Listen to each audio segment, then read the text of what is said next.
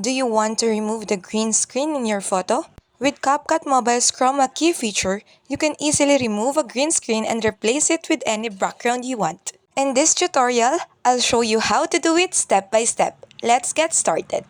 First step is to open CapCut on your mobile device and tap New Project. Select the video or image you want to use as your background, and then tap Add. Next step is tap Overlay. From the bottom menu and select Add Overlay. Choose your green screen video from your gallery and tap Add.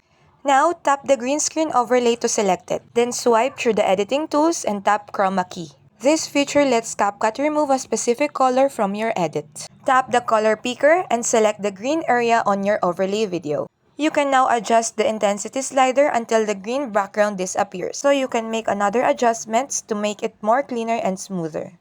You can now resize and position the overlay so it fits your background. Lastly, you can play the video to preview the effect. And that's how you remove a green screen or use Chroma Key in CapCut Mobile. Bring your imagination to life with every edit. Don't forget to like, share, and subscribe. God bless!